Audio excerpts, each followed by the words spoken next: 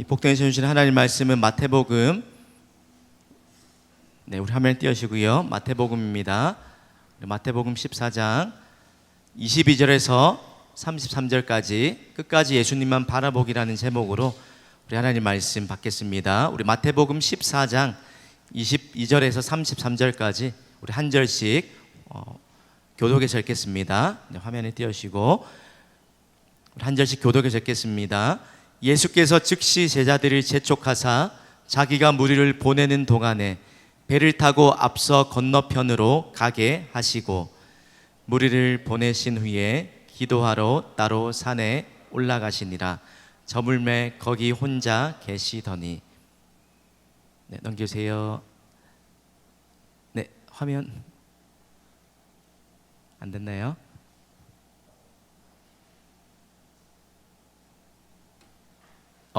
화면 말씀 주면 잠시만요.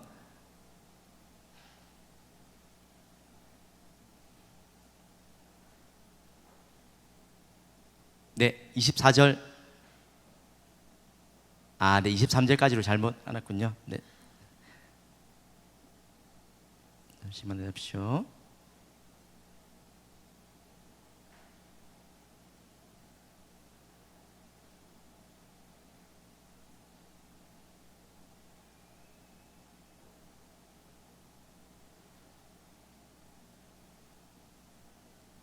배가 이미 육지에서 술이나 떠나서 바람이 거스름으로 물결로 말미암아 고난을 당하더라.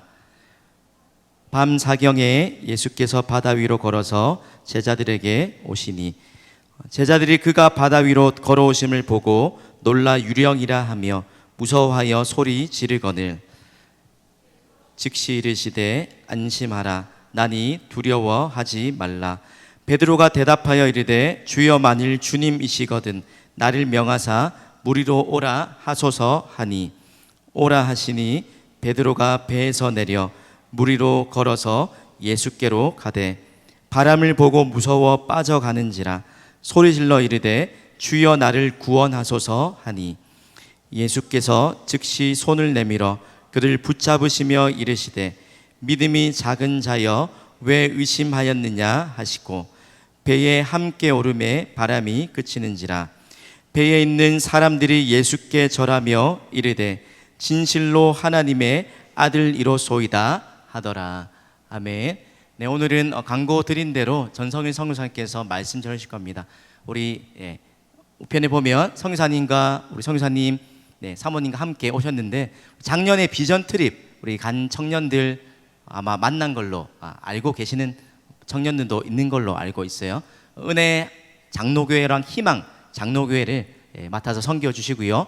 또 오늘 특별히 오늘 두 번 섬겨 주시는데 청년부가 처음 말씀 전해 주십니다. 청년부 이후에 또 우리 오예배로 섬겨 주시는데 성교사님 말씀 전하시기 전에 우리 성교사님 또 우리 교회가 함께 또 후원하고 기도하고 있는데 오늘 또 대면에서 보는 또 그런 귀한 자리입니다. 말씀 전하시기 전에 늘 우리 오면 환영하는 축복성 있죠. 우리 사랑해요 축복해요 우리 성교사님 마음에 갑작스럽지만 같이 하고 말씀 나눴으면 좋겠습니다. 사랑해요 축복해요 성교사님 마음에 우리의 사랑을 드려요 축복을 드려요. 우리 오른편에 계신 성교사님과 사모님을 바라보면서 이 손 뻗어서 같이 축복합시다.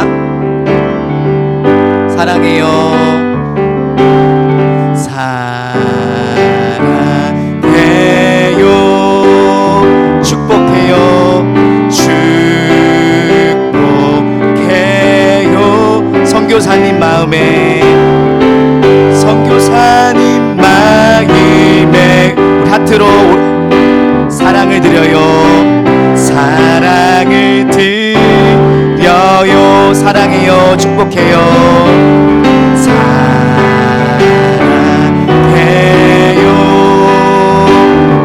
축복해요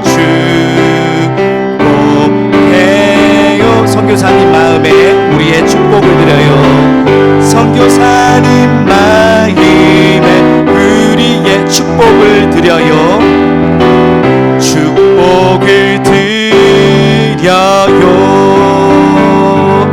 우리 선교사님 나오실 때 우리 감사하다고 우리 박수로 다시 한번 격려하겠습니다.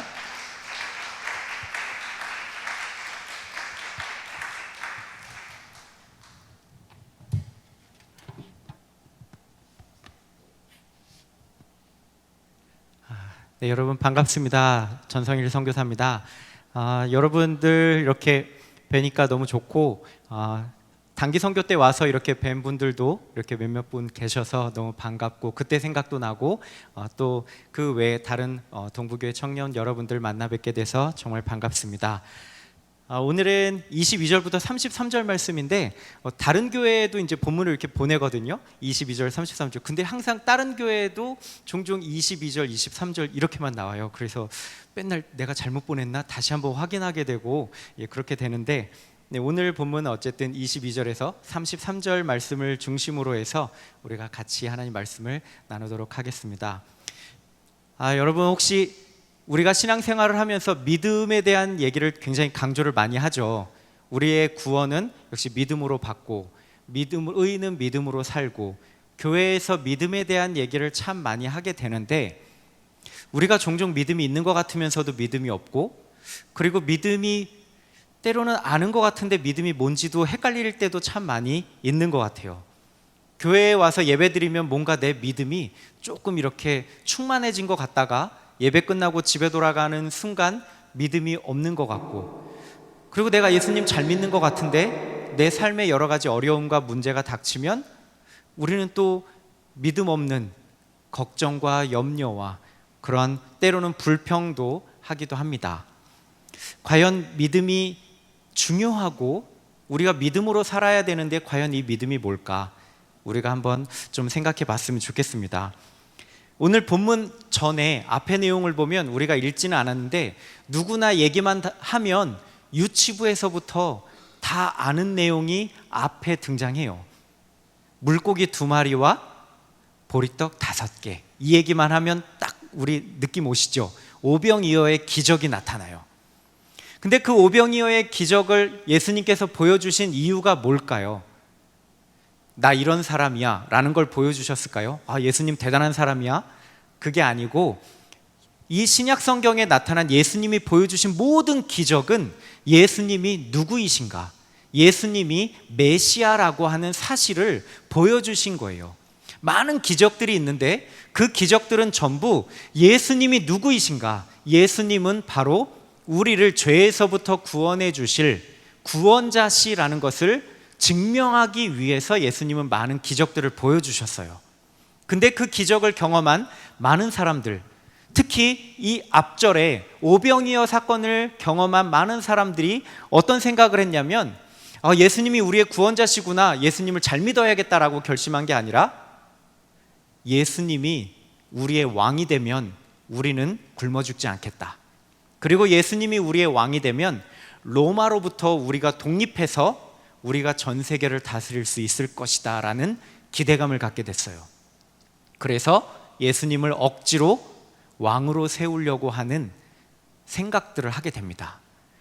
예수님은 그 생각을 아시고 오늘 본문 첫 절에 보면 뭐라고 말씀하시냐면, 22절에 예수께서 즉시 제자들을 재촉하사 자기가 무리를 보내는 동안에 배를 타고 앞서 건너편으로 가게 하시고, 이게 어떤 상황이냐면, 이제 많은 백성들이 오병이어의 기적을 경험하고 예수님을 왕으로 삼아야겠다, 막 이런 움직임이 있을 때 예수님은 제자들이 동요하지 않도록 제자들을 먼저 배에 태워서 보내십니다. 건너편 마을로. 그리고 예수님은 신속하게 무리를 흩으세요. 자, 이제 집에 가 늦었어, 이러면서 흩으세요. 만약에 그렇게 흩으시지 않았으면 어떻게 됐을까요? 많은 사람들이 억지로 예수님을 왕으로 삼으려고 했을 거고, 제자들도 동요했을 거고, 예수님조차 흔들릴 수도 있는 큰 유혹일 겁니다. 근데 예수님은 즉시 흩으시고 뭐 하시죠? 기도하러 산으로 올라가십니다. 그렇게 예수님은 홀로 조용히 하나님께 기도하고 계십니다. 제자들은 지금 뭐 하고 있죠? 건너편으로 배 타고 가고 있어요. 그때 당시에 배는 어떻게 나아가는 배죠? 모터가 있었을까요? 없죠. 그냥 손으로 열심히 노저어서 가고 있어요. 근데 열심히 노저어 가고 있는 그 순간에 어떤 어려움이 닥치죠? 제자들한테 풍랑이 일어요. 거센 풍랑이 불어닥칩니다. 그래서 제자들은 열심히 밤새도록 노를 저어 가지만 앞으로 나아가지 못하는 상황이에요. 그렇게 열심히 밤새 폭풍과 맞서 싸우면서 노를 저으면서 힘겹게 앞으로 가고 있는 그 순간, 새벽 3시에서 6시 사이, 밤 4경쯤이라고 얘기하거든요. 새벽 3시에서 6시 사이, 가장 어두울 때쯤 됐어요. 제자들은 기진맥진하고 어떻게든 살아보려고 계속 노를 젓고 서로 소리를 쳤겠죠. 야, 그쪽 저어봐, 이렇게 해보자. 굉장히 어수선한 그런 분위기. 그런데 가장 어두운 그때 예수님이 제자들에게 다가오세요. 제자들이 열심히 노를 젓고 소리치고 있는데 저 멀리 뭔가 사람의 형체가 지금 다가오고 있어요. 근데 시간은 가장 어두울 시간. 사람의 형체가 다가왔을 때 제자들은 뭐라고 생각했을까요? 유령이라고 생각했겠죠. 여러분들도 그냥 바닷가에 막 표류해서 떠다니고 있는데 아무것도 안 보이는데 저 앞에 사람의 형체가 이렇게 막 다가오면 여러분은 뭐라고 생각하실 것 같아요? 목사님이 날 구하러 오셨구나. 여러분 그렇게 생각하시겠어요? 역시 우리 목사님 의리파야. 아니면 진짜 예수님이 드디어 오셨구나. 예수님을 찾았을까요? 분명히 우리 모두는 유령이다 라고 소리치면서 두려워했을 거예요. 왜요? 그냥 물 위를 뭔가 지금 걸어오고 있는 거예요. 배 타고 오는 것도 아니고. 말도 안 되잖아요. 사람이 물 위를 걸어서 온다는 거. 당연히 제자들은 두려워 떨면서 유령이다 라고 소리를 쳤겠죠. 그런데 갑자기 예수님이 뭐라고 말씀하시냐면 27절에 보면 예수께서 즉시 이르시되 안심하라, 나니 두려워하지 말라 라고 얘기하세요. 여러분, 예수님의 목소리를 듣고 제자들은 어땠을까요? 기뻤을까요? 여러분들은 한번 생각을 해봐요. 바닷가에 막 풍랑이 치고 파도가 치고 막 생사를 왔다 갔다 하고 하는 그 시점에 저쪽에서 유령 같은 뭐 형체가 다가오는데 갑자기 목사님의 소리가 들려요. 우리 목사님의 목소리가 들려요. 나니 두려워하지 마라. 그러면서 뭔가 막 걸어와요. 여러분 그랬을 때 여러분 어떨 것 같아요? 아, 드디어 목사님 오셨구나. 어찌 알고 막 그러셨을 것 같아요. 더 무섭지 않았겠어요? 목사님이 물 위를 걸으실 수 있을까요? 불가능하잖아요. 근데 막 걸어오고 있는 거예요. 점점 가까워와요. 나니 걱정하지 마라 여러분들한테 얘기한다면 더 무서울 것 같아요. 저 같으면. 목소리는 예수님인데 예수님 말도 안 돼 물 위를 어떻게 걸어와. 분명히 예수님은 육지에 계셨고 우리는 밤새껏 노저어서 앞으로 가고 있는 상황인데 어떻게 예수님이 물 위를 걸어올 수 있어. 말도 안 돼. 근데 목소리는 예수님 목소리예요. 얼마나 무서웠을까요? 그런데 베드로는 달랐어요. 28절에 보면 베드로가 대답하여 이르되 주여 만일 주님이시거든 나를 명하사 물 위로 오라 하소서라고 얘기해요. 베드로가 어떻게 얘기한다고요? 만일 주님이시거든. 베드로도 지금 긴가민가 하는 거예요. 진짜 예수님인지 아닌지. 목소리는 예수님 같은데 말도 안 되는 상황이고 물 위를 걸어올 수는 없고 그런데 예수님 맞는 건 같고 그러니까 베드로가 얘기를 하는 거죠. 만일 주님이시거든 나를 명령해서 물 위를 걸어서 예수님께 가게 해주세요. 그랬을 때 예수님이 뭐라 그러실까요? 성경에 보면 아주 굵고 짧게 오라 라고 얘기하세요. 정말 주님이 맞다면 나로 명령해서 물 위를 걸어서 예수님께 가게 해주세요 했는데 예수님이 오래요. 그랬을 때 베드로는 어떻게 하죠? 배에서 내려서 예수님께 걸어가요. 여러분 같으면 이렇게 할 수 있겠어요? 깜깜한 밤에 풍랑은 치는데 예수님이 저 앞에서 나니 두려워하지 말아라. 진짜 예수님 맞을까? 걱정하고 의심하고 있는 상황 속에서 정말 예수님 맞다면 나로 명령해서 오게 해주세요. 그래 와. 여러분 같으면 물에 뛰어 들어가겠어요? 두 가지 부류가 있었을 거예요. 베드로처럼 물에 뛰어 들어가거나 아니면 일단 제가 죽나 사나 지켜보자 방관하는 파가 있겠죠. 여러분 같으면 어느 편에 서시겠어요? 베드로처럼 물에 뛰어내리시겠어요? 아니면 일단은 안전빵 그냥 배에서 기다려보고 어떻게 되나. 여러분 같으면 어떻게 하시겠어요? 저 같으면 100%, 120% 보트에 남아서 다 보내고 쟤네들이 살면 그 다음에 쫓아갈 것 같아요. 근데 베드로는 자기가 먼저 배에 뛰어내렸어요. 어떻게 이럴 수 있었을까? 베드로는 도대체 무슨 생각을 하고 그 풍랑 속에서 뛰어내려서 예수님께 무리를 걸어서 가고 있었을까? 여러분, 저는 이 장면을 보면서 영화 속에, 영화나 드라마에 이런 장면이 생각나요. 뭐 시청 앞 광장, 아니면 사람들이 북적북적대는 그 지하철역, 막 벨소리 나고 지하철이 왔다 갔다 하고 사람들이 시끌벅적한 그 상황 속에서 여러분, 사랑하는 연인들이 멀리 떨어졌다가 헤어졌다가 다시 만나는 거예요. 그 사람들 많은 곳에서. 근데 사랑하는 연인들이 눈이 딱 마주쳐요. 저 끝에서 오! 하면서 눈이 딱 마주치는 그 장면. 여러분, 혹시 영화나 드라마에서 이런 장면 보셨나요? 그랬을 때 보통 영화나 드라마에서 어떻게 연출이 되죠? 막 시끄러운데 아무 소리도 안 들리고 옆 사람 말도 안 들리는 상황 속에서 사랑하는 연인이 눈이 딱 마주치는 그 순간은 어떻게 돼요? 음소거가 돼요. 음소거가 되면서 서로의 그 눈빛에 집중하게끔 만들죠. 아무 소리도 안 들려요. 오직 사랑하는 사람만 저쪽에서 보이는 거예요. 사람이 많은데도 아무 소리도 안 들리고 아무것도 안 보이고 오직 사랑하는 사람밖에 안 보이는 거예요. 지금 베드로가 그런 상황 아니었을까?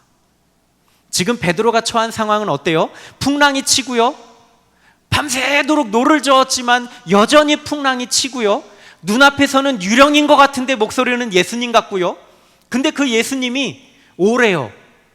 그랬을 때 베드로가 무엇이 보였고 무슨 소리가 들렸을까요?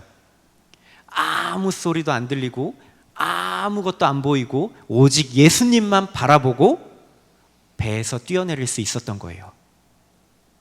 예수님께 집중했을 때 그 풍랑, 그 파도 소리 아무것도 들리지가 않았습니다. 그래서 예수님께 가고 있는 거예요. 그런데 그렇게 예수님께 가고 있는데 30절에 보면 어떻게 되냐면, 베드로가 어떻게 되냐면 바람을 보고 무서워 빠져가는지라 라고 얘기해요. 지금 예수님만 봤을 때는 어떻게 됐죠? 파도가 안 보여요. 풍랑 소리가 안 들려요. 예수님만 봤을 때에는 무리를 걸어갈 수 있었어요. 그런데 지금 어떻게 했다고요? 뭘 봤다고요? 바람을 보고, 바람을 봤더니 어떻게 됐대요? 무서워했더니 어떻게 돼요? 물에 빠져가는지라 라고 얘기합니다. 그랬을 때 베드로가 물에 빠져서 뭐라고 얘기하죠? 주여 나를 구원하소서 라고 얘기를 해요. 예수님만 바라봤을 때에는 풍랑이 두렵지 않았어요. 파도 소리가 들리지 않고 거센 바람이 보이지 않고 오직 예수님만 바라봤을 때는 걸어갔는데, 바람을 봤을 때 두려워해서 물에 빠지기 시작합니다. 그래서 주여 구원하소서 했을 때 예수님은 어떻게 하시냐면 즉시 손을 내밀어 그를 붙잡으시며 이르시되 믿음이 적은 자여 왜 의심하였느냐 라고 꾸짖으세요.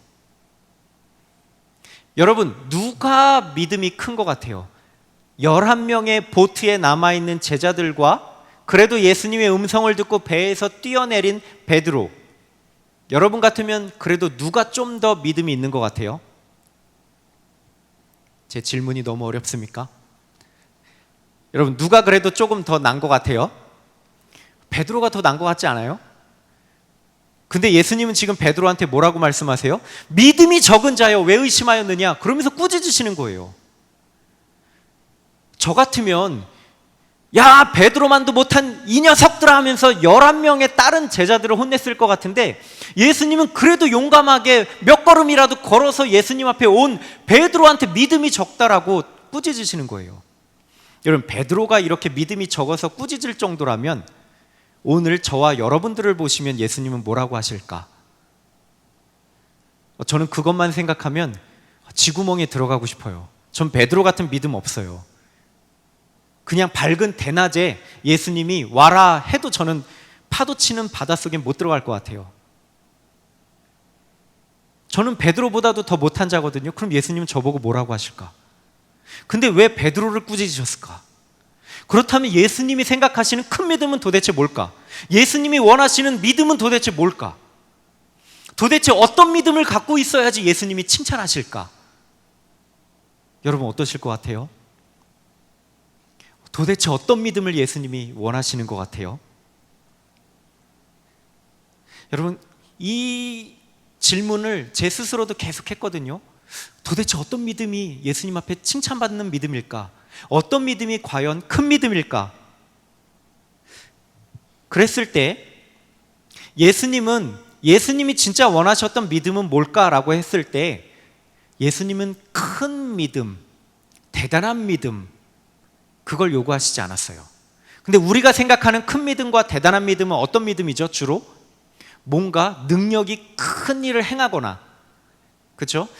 비가 막 올 때 우리 내일 수련회인데 비 오면 안 되잖아. 기도합시다. 기도했더니 막 비가 그쳐. 막 이런 기적을 일으키는 놀라운 믿음이 우리는 큰 믿음이라고 생각하죠. 불가능을 가능케 하는 믿음이 우리는 큰 믿음이라고 생각을 해요. 근데 예수님이 진짜 그런 믿음을 우리에게 요구하실까요? 그게 진짜 큰 믿음일까요? 만약에 그런 큰 믿음을 요구하신다면 오늘날 저와 여러분들은 예수님 믿을 자격 없을 것 같아요. 예수님을 못 믿을 것 같아요. 그런 기적을 일으키는 믿음을 예수님이 요구하신다면. 근데 오늘 본문을 계속해서 묵상하면 예수님이 우리에게 원하시는, 요구하시는 믿음은 그게 큰 믿음이 아니에요. 그런 믿음을 요구하시는 분이 아니에요. 진짜 믿음은 뭐냐면 예수님이 원하시는 믿음은 예수님만 끝까지 바라보는 믿음을 원하신다는 거예요. 큰 믿음, 기적을 일으키는 믿음, 이런 믿음을 요구하시는 게 아니라 우리 부족해요, 연약해요, 종종 의심해요. 그렇지만 그럼에도 불구하고 우리가 끝까지 예수님을 바라보는 거, 포기하지 않고 넘어지더라도 다시 일어나서 예수님을 끝까지 붙들고 바라보고 한 걸음 한 걸음 나아가는 믿음, 그 믿음을 우리에게 요구하신다는 거예요. 여러분 그렇다면 우리 이 정도 믿음은 그래도 가질 수 있지 않아요? 내가 물 위를 걸을 수 있는 믿음은 없지만, 내가 당장 비를 멈추게 할 수 있는 믿음은 없지만, 내가 죽은 자를 살릴 수 있는 믿음은 없지만, 그래도 내가 예수님을 끝까지 바라보면서 끝까지 예수님을 향해서 걸어갈 수 있는 이 믿음, 예수님이 우리에게 그 믿음을 요구하신다면 우리는 그 정도는 그래도 할 수 있지 않을까? 베드로는 지금 왜 꾸짖음을 받았을까요? 예수님을 끝까지 바라보지 못해서 그런 거예요. 예수님이 지금 큰 믿음, 작은 믿음을 보시는 게 아니라, 야, 끝까지 나를 바라봤어야지, 끝까지 나만 바라보고 왔어야지, 왜 바람을 봐? 예수님은 그걸 얘기하시는 거예요. 여러분 진짜 믿음은 무엇인지 아십니까? 진짜 믿음은 큰 일을 행하는 것이 아니라 진짜 믿음은 무엇을 바라보는가가 중요한 거예요. 진짜 믿음은 예수님을 바라보는 게 진짜 믿음입니다. 나 자신을 바라보는 건 진짜 믿음 아니에요. 자기 확신이지. 근데 우리는 종종 헷갈려요. 진짜 믿음, 큰 믿음 뭐지? 내가 무슨 일을 할 수 있을까? 내가 어떻게 해야 될까? 나에게 집중해요. 내가 무슨 일을 할 수 있을까에 집중을 해요. 근데 그건 믿음 아니에요. 자기 확신이지. 예수님이 원하시는 믿음은 예수님을 끝까지 바라보는 그 믿음을 원하신다는 거예요. 여러분 베드로가 왜 예수님을 바라보지 못했을까요? 풍랑은 계속 있었어요. 갑자기 잔잔한 물가를 걸어가다가 풍랑이 갑자기 오니까 베드로가 놀래서 그 풍랑을 바라보고 두려워서 물에 빠진 게 아니에요. 풍랑은 늘 있었어요. 근데 예수님께 집중했을 땐 그 풍랑이 안 보였던 거죠. 그러니까 예수님만 바라보고 나아갈 수 있었던 거예요. 근데 예수님을 보지 못하고 예수님을 바라봐야 될 때에 예수님을 보지 못하고 눈을 돌렸을 때 풍랑을 보고 믿음을 잃어버리게 된 거죠. 여러분 중요한 건 우리가 예수님을 바라볼 때 예수님을 끝까지 바라보는 것이 진짜 믿음입니다. 근데 예수님을 바라보지 못하는 것은 믿음을 잃어버리는 거예요. 여러분 우리 삶에 풍랑은 늘 있어요. 문제는 늘 있어요. 우리 삶에. 근데 예수님을 바라볼 때는 그 문제가 안 보여요. 근데 예수님을 바라보지 못했을 때 비로소 우리 눈앞에 닥친 문제들이 보여서 의심하고 두려워하고 낙심해요. 우리는 끝까지 예수님을 바라봐야 될 줄로 믿습니다. 우리 청년 여러분, 얼마나 우리 삶 가운데 어려움이 많아요. 그러나 우리가 예수님을 바라보면 그 문제들이 안 보여요. 근데 예수님을 바라보지 못하면 결국 내 자신이 보이고 내 주변이 보이고 내 환경이 보일 수밖에 없는 거예요. 여러분, 하나님이 우리에게 원하시는 믿음은 그겁니다. 큰 일을 행하는 믿음이 아니라 예수님을 끝까지 바라보는 믿음. 여러분, 저도 처음에 선교사로 이제 나아갔을 때 제가 넘치는 교회를 개척했어요. 와보신 분들 계실 텐데, 넘치는 교회를 처음에 개척했을 때에는 제가 어떻게 기도했냐면, 꿈에 그리던 이제 교회를 개척한 거잖아요. 언어 배우고 문화 익히고 준비해서 교회를 개척했을 때 이렇게 기도했어요. 주님, 이 넘치는 교회를 통해서 필리핀을 변화시켜 주시옵소서 하고 제가 그렇게 기도했어요. 전 진짜 필리핀 변화시킬 줄 알았어요. 근데 2년이 지나고 3년이 지나는데 필리핀이 너무 커요. 이 남북한을 다 합친 면적의 1.5배 정도. 그러니까 대한민국, 북한까지 합쳐가지고 그 면적보다도 훨씬 큰 거예요, 이 필리핀이. 이건 좀 큰 것 같아. 우리 넘치는 교회를 통해서 이 필리핀을 변화시키기엔 너무 큰 것 같아서 한 2, 3년 지나고 나서 기도가 바뀌었어요. 하나님, 이 필리핀이 아니라 제가 있는 민다나오 섬, 필리핀은 어떻게 돼 있냐면 맨 북쪽에 루선 섬이 있어요. 섬나라잖아요. 마닐라가 있는 루선 섬이 가장 크고요, 중간에 뭐 보라카이, 보홀 이런 섬들이 있는, 여러 섬들이 모여 있는 지역이 있고, 제일 남쪽에 민다나오 섬이 필리핀에서 두 번째로 큰 섬이에요. 처음에는 필리핀을 변화시키게 해달라고 기도했다가 이제 민다나오를 변화시키게 해달라고 기도했어요. 민다나오도 남한의 1.5배 정도 되는 면적이에요. 크죠? 기도했어요. 주님, 민다나오를 변화시키게 하여 주시옵소서 기도했거든요. 이제 한 5년이 지나고요, 거의 10년이 다가올 때쯤에는 민다나오도 크다. 그래서 이제는 저희 교회가 있는 다바오라는 시예요. 다바오시를 위해서 기도하면서 주님, 다바오시라도 변화시키게 하여 주시옵소서. 그리고 요즘 어떻게 기도하냐면, 주님, 교회가 있는 요 근방이라도 영향력을 끼치게 하여 주시옵소서 기도합니다. 여러분, 제 믿음이 작아졌을까요? 처음엔 필리핀을 바라봤다가 나중엔 너무 큰데 민다나오를 바라봤다가 이것도 큰데 다바오시, 뭐가 문제였을까? 여러분, 저희가 깨달은 건 그거예요. 선교는 제가 하는 게 아니에요. 선교는 하나님이 하십니다. 여러분 믿으세요? 선교는 하나님이 하시는 거예요. 근데 처음에는 제가 하려고 했어요. 그러니까 필리핀을 바라보고 세계를 바라보고 주여, 내가 필리핀을 변화시키게 하여 주시옵소서 이렇게 기도한 거였거든요. 근데 나중에 깨닫고 나서는 필리핀을 변화시키고 민다나오를 변화시키고 세계를 변화시키는 건 제가 할 수 있는 영역이 아닌 거예요. 그건 하나님의 일인 거예요. 선교는 하나님이 하시는데 저는 그저 하나님의 선교에 동참하는 것 뿐이에요. 그걸 깨닫고 나니까 필리핀을 바라보는 게 아니고 민다나오를 바라보는 게 아니고 이 지역을 바라보는 게 아닌 거예요. 지역이 중요한 게 아닌 거예요.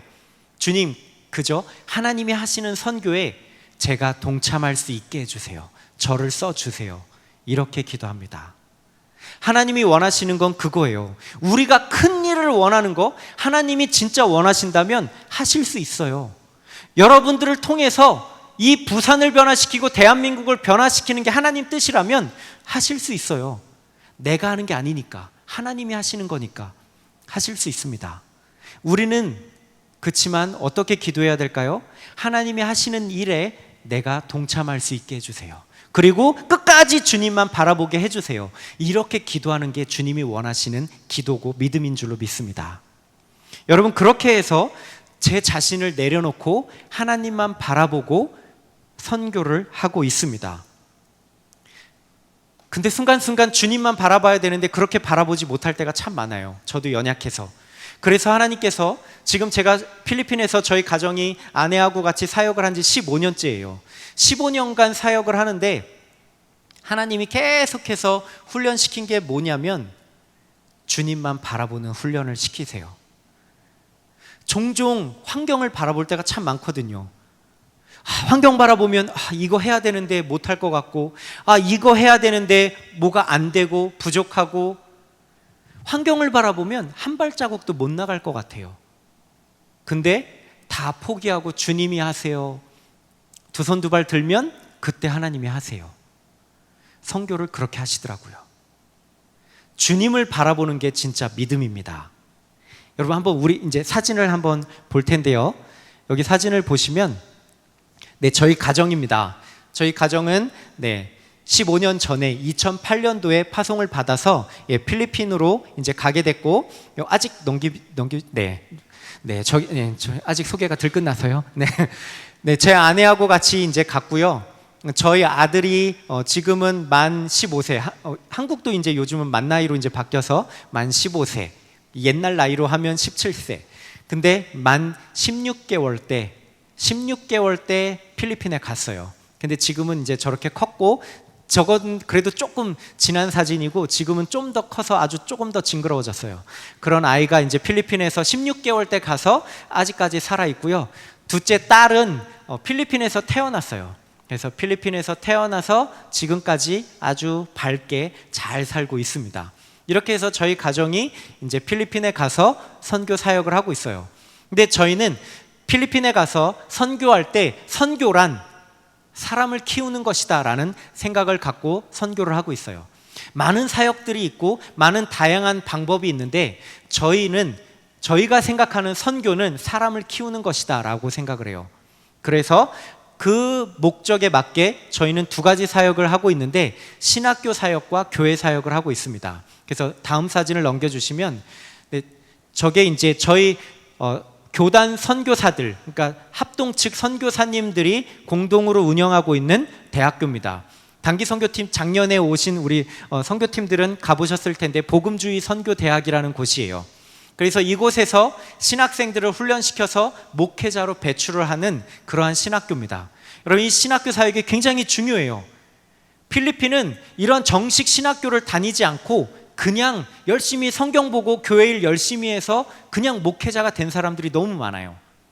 열심은 좋은데 뭐가 문제냐면 말씀을 제대로 이해를 하지 못하고 설교를 하는 경우가 참 많아요. 그렇기 때문에 이 신학교 사역이 너무 중요합니다. 그래서 제일 위에는 이제 제가 4학년들을 가르치는데 그 과목 수강하는 4학년생들과 이제 마지막 수업 때 이제 찍은 사진이고, 가운데는 지난 5월에 졸업식이 있었어요. 그래서 졸업식에 참여한 많은 사람들이고요. 졸업생들이고요. 그다음 그 아래 여러 명 줄 쫙 서 있는 게 작년부터 저희 신학교가 학부생이 아닌 대학원 과정도 오픈을 하게 됐어요.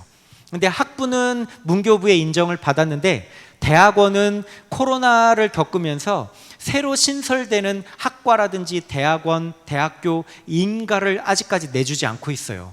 그래서 마냥 기다릴 수가 없어서 작년에 비인가 과정으로 신대원까지 이제 개설을 해서 신대원 과정이 시작이 됐습니다. 그렇게 해서 신학생들을 이제 계속해서 훈련시켜 가고 있어요. 그래서 동부교회도 계속해서 매월 이 신학교 복음주의 선교대학에 후원금을 계속 보내고 있어요. 그래서 여러분들이 지금 여러분 교회가, 동부교회가 이 복음주의 선교대학을 위해서도 한 파트 계속해서 헌신을 감당하고 있습니다. 여러분 계속해서 우리 이 복음주의 선교대학이 성장하고 하나님의 일꾼들을 배출할 수 있는 교회가 될 수 있도록 기도해 주시면 감사하겠습니다. 그래서 저도 이 선교대학에서 대학원을 맡아서 지금 사역을 같이 하고 있어요. 그리고 그 다음 보시면 이제 저희는 넘치는 교회를 개척을 했어요. 그래서 넘치는 교회를 이제 개척을 했는데, 여러분들이 아마 아시는 분들도 계실 텐데 최영태 선교사님을 통해서 동부교회가 오래전에 교회를 세웠죠. 은혜교회와 희망교회를 세웠죠. 이렇게 교회가 세워지는 거예요. 그래서 저도 선교사로 파송받아서 넘치는 교회를 이제 개척을 했어요. 현지인 교회입니다. 처음에는 창고로였는데 창고를 리모델링하고 교회를 시작했다가 감사하게 하나님의 은혜 가운데 넘치는 교회를 저렇게 건축을 했습니다. 근데 교회 사역을 하게 된 목적이 있어요. 교회 사역을 왜 개척했냐면 사람을 키우기 위해서. 교회를 통해서 하나님의 일꾼들을 훈련시키고 많은 리더들을 배출해서 이제 하나님의 일꾼들을 계속해서 배출할 수 있는 교회가 되기 위해서 교회를 개척했습니다. 그래서 넘치는 교회를 통해서 이제 신학생들을 받아요. 그래서 신학교 1학년 때부터 신학생 몇 명을 받아서 훈련을 시켜갑니다. 목회 훈련을 시켜요. 그리고 나서 신학교를 졸업하면 전임 사역으로 풀타임 사역자로 교회에서 몇 년간 사역을 하다가 때가 되면 분리 개척을 시킵니다. 그렇게 해서 교회를 세워나가요.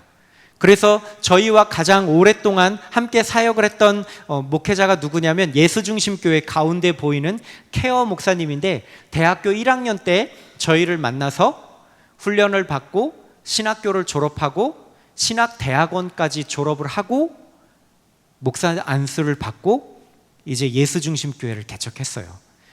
지금은 가정교회로 지금 예배를 드리고 있지만 그래도 계속해서 교회 사역을 잘 감당하고 있습니다. 그렇게 해서 하나의 교회가 또 세워졌어요. 그리고 또 신학교를 졸업한 저 아포콘 교회라고 하는 저 두 커플은 저희 교회에서 이제 신학교 열심히 사귀다가 저희는 이제 대학교 졸업할 때까지 이성교제를 못하게 하거든요. 왜냐하면 필리핀은 성교육이 안 돼 있어서 눈만 맞으면 사고 쳐가지고 신학교를 졸업도 못하는 경우가 너무 많아요.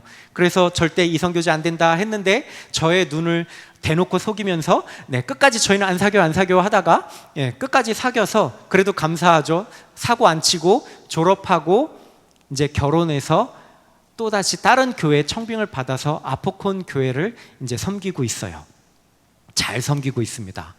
그리고 또 다른 자매는 넘치는 교회, 저희 교회에서 지금 전임 사역자로 섬기고 있고, 그 옆에 남편도 저희 교회 이제 신학교를 다 졸업하고 이제 저희 자매랑 교제한다는 얘기를 들었는데 사역지가 없다는 얘기를 듣고, 그러면 와라, 어차피 결혼할 거니까. 그래서 와서 넘치는 교회를 섬기다가 결혼해서 이제 쌍둥이를 출산하고, 그래서 저희 교회에서 전임 사역자로 섬기고 있습니다.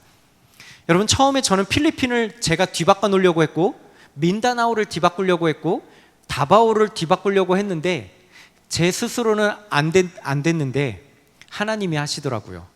그래서 넘치는 교회가 아니라 또 다른 사역자들을 세우셔서 예수 중심 교회라는 교회를 세우시고, 또 다른 지역에 아포콘 교회를 세우셔서 하나님께서 또 그렇게 일을 해나가고 계십니다. 앞으로 계속해서 저희 넘치는 교회를 통해서 배출된 사역자들이 교회 개척을 해서 이런 여러 지역에 교회를 세워나가게 될 거예요. 제가 하는 게 아니죠. 저는 처음에 제가 하려고 했는데 그게 아니더라고요. 하나님이 하십니다. 그저 하나님의 선교에 저희는 동참하는 것 뿐입니다. 그리고 지금 밑에 졸업한 신학생은 이제 4학년 과정을 마치고 지난 5월 달에 졸업했어요. 그래서 저희가 한국에 나오기 전에 이제 전임 전도사로 임명을 하고 이제 저희가 나왔는데, 지금 레이마르라고 하는 친구도 이제 전임 전도사로 교회 사역을 하고 있습니다. 넘치는 교회.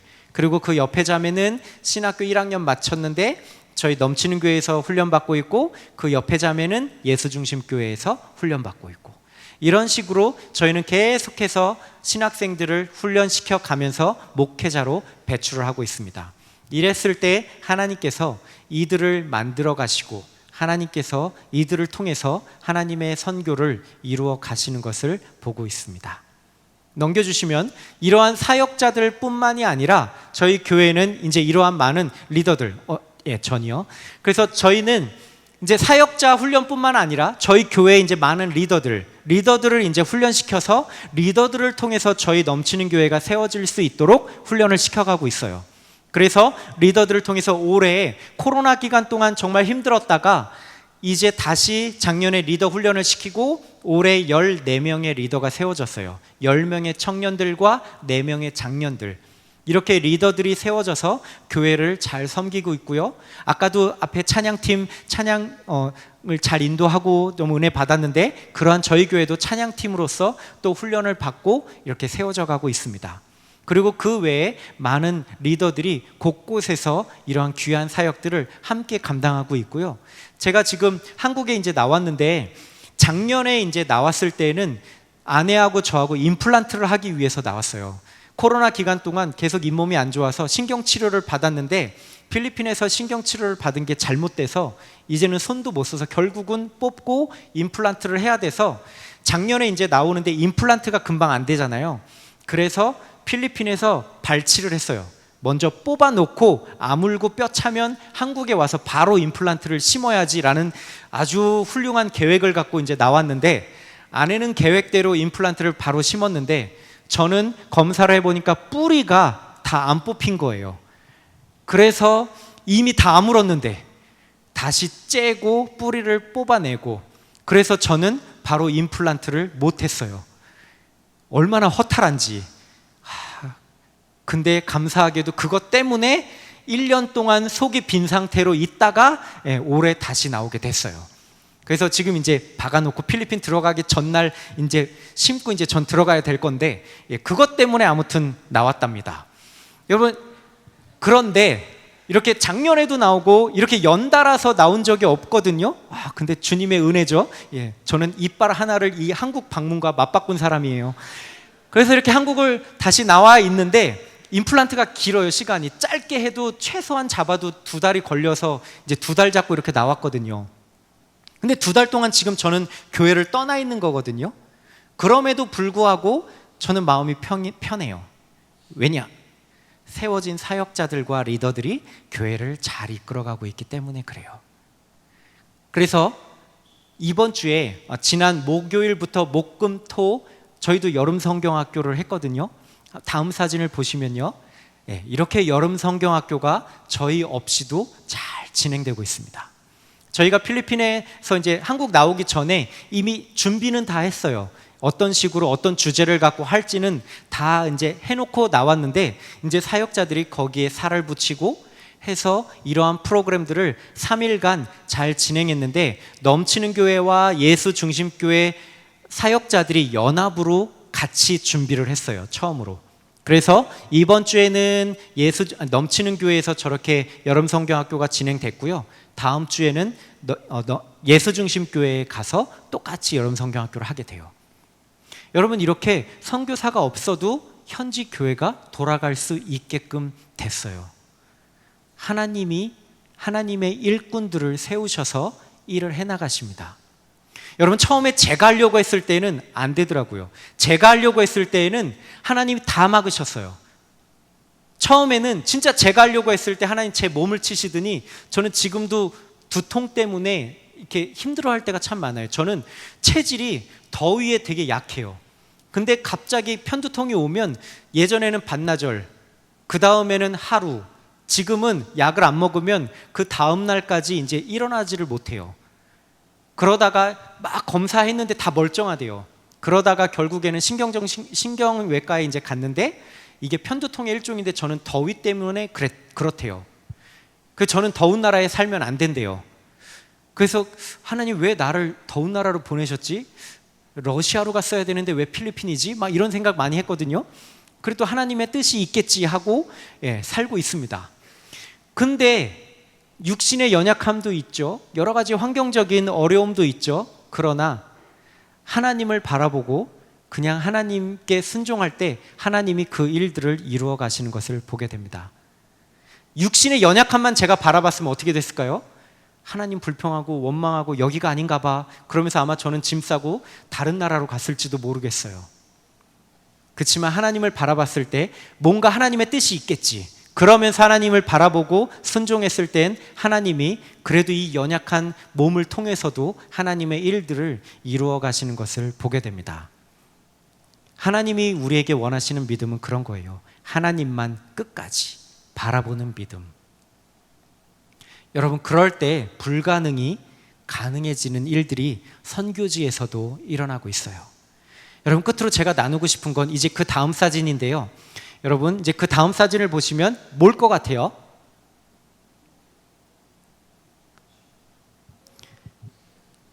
잘 모르시겠죠? 이게 우리 합동 측은 세례를 줄 때 약식 세례를 주잖아요, 그죠? 교회에서. 근데 필리핀은 교단에 상관없이 침례를 줘요. 그러니까 물속에 바닷가나 뭐 수영장이나 가서 침례를 줘요. 그렇게 해서 저희도 처음에는 그 문화에 맞춰서 이제 바닷가에 가서 축제처럼 이제 침례를 주고 환영하고 축하해주고 그러면서 전교인 야유회처럼 이렇게 셀러브레이트를 하거든요. 그런 식으로 이제 하다가 지금은 이제 인원도 많아지고 그래서 교회에서 이제 장로교 형식으로 약식 세례를 주는데 이제 저 세례탕이에요. 저게 왜 만들어졌냐면 여러분 정말 이 큰 은혜가 있습니다. 그걸 나누고 마치려고 해요. 다음 사진을 보시면요. 일단 저거만 그냥 놓고 볼게요. 여러분 올해 1월 달이었어요. 이제 한 번만 더 클릭해 주시겠어요? 네, 저분입니다. 저분에 대한 얘기를 하려고 해요. 저희가 교회를 개척하고요. 이제 사람을 키우기 위해서 제자 훈련을 시작했거든요. 그래서 제자 훈련 때 처음으로 참석했던 분 중에 한 분이세요. 또 한 번 클릭해 주시면 그래서 제자 훈련을 저렇게 수료를 마쳤습니다. 저분이 저렇게 제자 훈련을 마치고 저희 교회 처음 개척하면서부터 얼마나 헌신적으로 저희 사역을 도왔는지 몰라요. 저희는 이제 언어막 마치고 와서 이렇게 어떻게 전도해야 될지도 모르겠고 겁나고 어떻게 집집마다 다녀야 될지 모르는 상황 속에서 저분이 막 집집마다 쏘시고 다니는 거예요. 저희를 데리고 다니시는 거죠.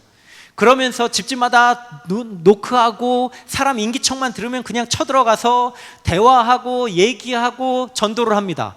그럼 저희는 처음에 무슨 말인지도 잘 모르니까 웃으면 따라 웃고 울면 왜 울까 고민하고 그러다가 마지막에 얘기가 다 끝나면 목사님 기도해 주세요. 그러면 저희는 이제 기도 딱 하고 이제 와요. 이런 식으로 저분이 막 집집마다 쓰시고 다니면서 사역을 같이 하셨어요. 얼마나 힘이 됐는지 몰라요. 저분을 알게 모르게 참 많이 의지도 하고요. 그렇게 사역을 했거든요. 그런데요, 저분에게 어떤 어려움이 닥치냐면 두 딸이 있는데 첫째 딸은 이제 직장 생활을 하고 둘째 딸이 이제 저희를 만나고 신학교에 가서 신학교 졸업하고 전임 사역으로 저희 교회에서 사역도 했거든요. 굉장히 신실한 가정입니다. 그런데 남편분이 일을 하다가 풍이 온 거예요. 풍이 오니까 일을 못하고 꼼짝 못하고 자기 혼자 몸을 가눌 수가 없게 된 거예요. 그러니까 저 아내분이 열심히 사역을 하다가 사역을 못하게 되는 거예요. 남편을 돌봐야 돼서. 그런데 나중에 어떤 일이 있냐면 자기 어머니가 계신데 아주 나이가 연로하신 노모가 계신데 다른 형제들이 모실 수 있는 상황이 안 돼서 자기가 모셔야 되는 상황인 거예요. 그러니까 남편 수발해야 되죠. 노모를 모셔야 되죠. 그럼에도 불구하고 1시간 정도 되는 거리에서 저희 교회를 계속 오세요. 원래는 교회 가까이에 살다가 자기 어머니를 모시기 위해서 이사 가서 그곳에서 살다가 그럼에도 불구하고 계속 저희 교회에 오시다가 코로나 기간 동안 이제 저희 교회에 오실 수 없게 된 거예요. 그리고 가정 형편은 점점 더 어려워지게 되고 그래서 이제는 고향 산속에 가서 지금은 살고 계세요. 그래서 연락이 끊겼어요. 그런데 올해 초에 연락이 온 거예요. 이분한테. 목사님, 세례를 주셨으면 좋겠어요. 여기 한번 와서 세례를 좀 주세요 라고 얘기를 하는 거예요. 갑자기. 그래서 그런 요구가 오니까 당연히 가야죠. 그래서 네, 한번 가보고 상황을 보고 네, 한번 이렇게 체크를 해볼게요. 그리고 저희가 갔는데 이분이 저렇게 마을 사람들 몇 분을 모아놓고 복음을 전하신 거예요. 복음을 전해서 요한복음 1장부터 21장까지 매일같이 예배드리고 성경 읽고 이분이 제자훈련 때 배운 걸 가지고 계속해서 말씀을 전하고 그래서 많은 분들이 이 몇 분이 예수님을 영접하게 됐다는 거예요. 그래서 그 예수님을 영접했는데 세례를 줬으면 좋겠다고 그래서 저희를 부른 거예요. 여러분 이분의 삶이요 기가 막힙니다. 열심히 사역하다가 남편 풍호죠. 노모를 모셔야 되죠. 가정 형편은 점점 더 기울어지고 어려워져서 결국은 산속에 가죠. 그런데도 불구하고 이분은 자신의 환경을 바라보지 않았어요. 자신의 환경을 원망하지 않았어요. 내가 있는 그 어느 곳에서든 기회가 되는 대로 복음을 전했어요. 예수 그리스도를 전한 거예요. 그 예수 그리스도를 전했을 때 이러한 열매들이 맺힌 거예요. 얼마나 귀한지요. 제가 참 많이 부끄러웠어요. 만약에 내가 저런 상황이라면, 만약에 내가 육신의 질병을 얻어서 더 이상 사역을 할 수 없는 상황이었다면, 그런데 엎친 데 덮친 격으로 우리의 가정 형편이 더 기울어져서 근데 먹고 살 게 없다면 나는 어땠을까? 끝까지 내가 예수님을 바라볼 수 있을까? 끝까지 내가 복음을 전할 수 있을까? 그런데 저분은 자기의 형편을 원망하지 않았어요. 자기의 환경을 바라보고 포기하지 않았어요. 끝까지 예수님을 바라봤을 때 자기가 있는 그곳에서 자기가 만난 사람들에게 주의 복음을 증거했을 때 주님을 영접하는 사람들이 생긴 거예요. 이 모습을 보고 얼마나 감격했는지 몰라요. 얼마나 기뻤는지 몰라요. 그런데 한편 얼마나 제 자신이 부끄러웠는지 몰라요. 혹시 여러분들도 그러시지 않습니까? 내가 예수님을 잘 믿다가 갑자기 내게 여러 가지 어려움이 닥쳤을 때 여러분들은 그때 어떤 반응을 보이십니까? 주님을 끝까지 바라보며 주님을 의지하며 주님 내가 이 어려움을 극복하게 해달라고 주님을 더 붙들고 계십니까? 아니면 주님 내가 열심히 기도하고 섬기는데 왜 내게 이런 일이 닥칩니까? 혹시 주님을 원망하고 있지는 않습니까? 앞으로 더 나아가지 못하고 그 풍랑 속에 휩쓸려서 내 처지를 원망하고 불평하고 좌절하고 낙심하고 있지는 않습니까? 오늘 주님이 우리에게 원하시는 믿음이 뭘까요? 우리가 어떤 큰 일을 행하는 것이 아니라 묵묵히 끝까지 예수님을 바라보는 믿음을 주님은 우리에게 원하시는 줄로 믿습니다. 저는 어렸을 때요, 고난이 없는 게 은혜라고 생각했어요. 혹시 여러분들은 뭐가 은혜라고 생각하세요? 저는 그랬어요. 고난이 없는 게 은혜라고 생각했어요. 근데 제 삶을 보니까요, 어렸을 때부터 지금까지 고난이 없었던 적이 없어요. 저는 대학교만 가면 고난 끝, 행복 시작일 줄 알았거든요. 여러분들도 그러지 않았어요? 열심히 고3 때 죽어라 공부하고 내가 대학만 가봐라 내가 하고 싶은 거 다 한다 꾹꾹 참고 여러분 공부하지 않았어요? 그러다 대학 가고 그러다 사회생활을 하고 고등학교를 졸업했을 때 여러분 행복이 시작됐나요? 또 다른 어려움이 시작됐죠. 저도 그랬어요. 고난은 늘 있더라고요. 그럼 뭐가 은혜일까? 고난이 늘 있으면 이게 무슨 은혜야? 전 그렇게 생각했는데 나중에 가서 보니까 고난인 줄 모르는 게 은혜더라고요. 저는 어렸을 때 정말 고생 많이 했는데 어렸을 때는 그걸 고난으로 생각 못했어요. 아주 해맑게 자랐어요. 지금 생각하면 기적이에요. 근데 그게 은혜인 거죠. 여러분 진짜 은혜는 고난을 고난인 줄 모르는 게 은혜예요. 고난은 늘 있습니다. 우리의 삶 가운데 풍랑은 늘 있어요. 그러나 베드로처럼 풍랑은 늘 있는데 누구를 바라보느냐에 따라서 그것을 고난으로 느끼든지 위협으로 느끼든지 아니면 마음의 평안함을 누리든지 누구를 보느냐에 따라서 우리의 인생이 달라집니다. 베드로는 예수님께 집중했을 때 풍랑이 보이지 않았어요. 파도 소리가 들리지 않았어요. 바다 위를 걸었습니다. 그러나 바람을 보는 순간 의심하고 물에 빠질 수밖에 없었습니다.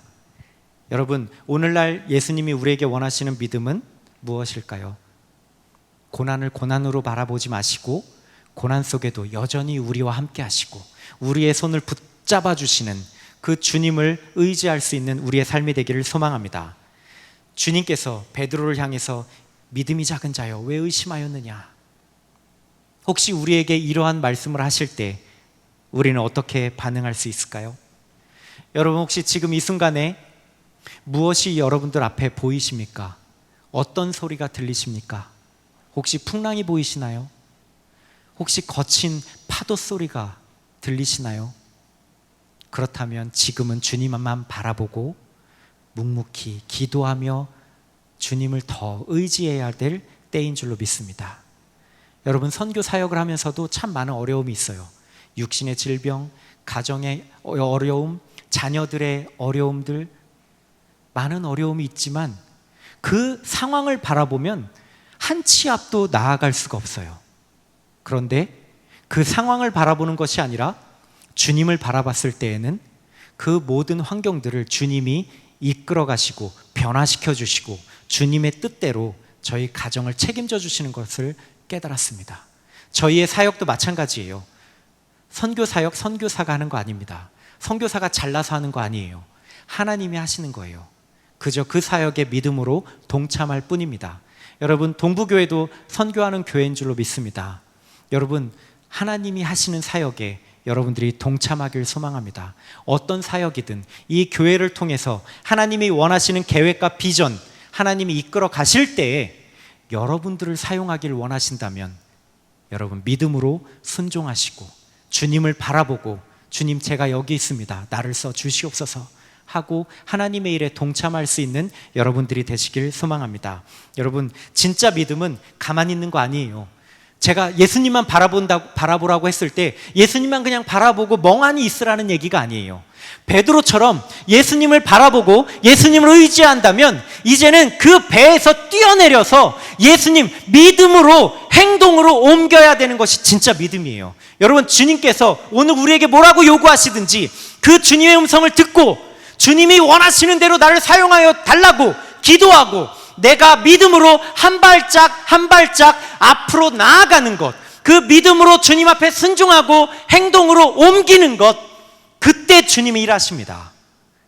여러분들, 그런 믿음의 순종을 통해서 하나님께 귀하게 쓰임받는 여러분들이 되시길 소망합니다.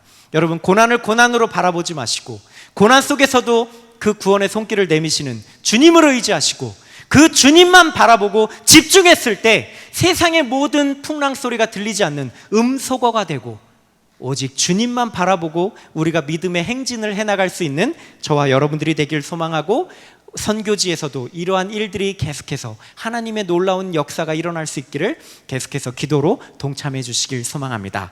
기도하겠습니다.